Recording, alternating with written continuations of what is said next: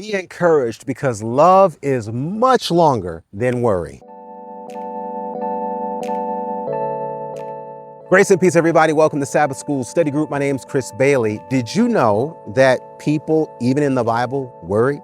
Yes, not just people, everybody worries. In fact, Paul himself worried. But what was it that was longer than his worry? Well, when you go to 2 Corinthians and you look at chapter 7, verse 5, he testifies, for when we were come into Macedonia, our flesh had no rest, but we were troubled on every side. Without were fightings, within were fears. There it is. There's the worry. Nevertheless, God that comforteth those that are cast down, comforted us by the coming of Titus. So here he is. He's testifying that, you know what? This is a situation. I was worried about it. We already had drama going on the outside, but even on the inside, I had concerns. I had worries. And what happens with those worries? He does not ignore them, but he doesn't indulge them. He goes beyond his worry and he focuses now on what Christ has to offer in return for his worry. Because we read here in verse number 14 of chapter 2, he says, now thanks be unto God. Thanks be unto God, which always causeth us to triumph in Christ,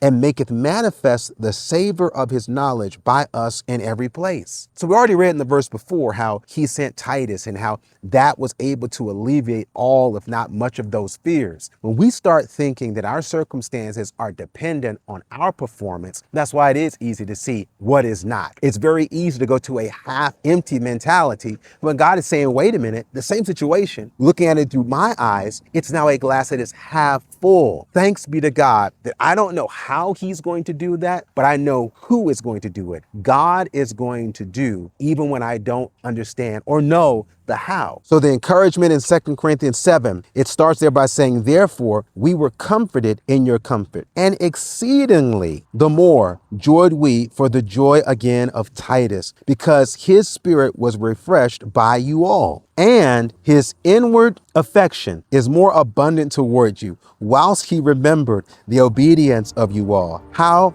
with fear and trembling ye received him. I rejoice therefore, there he was, I rejoice therefore that I have confidence in you in all things. Now, is Paul having confidence in the very people he's trying to encourage? No, he's saying that I have confidence in you because I see God working in you. I see God working in Titus. And so now Paul is able to step back and he's able to recognize whether I'm there or not, God is. Whether I'm able or not, God is always able. And it's the same mindset that we want to have when it comes to our worry. Worry may not change the facts of the situation, but it is only by your faith that God can change those facts. This is when we got to lean on what God has said and not on what we see.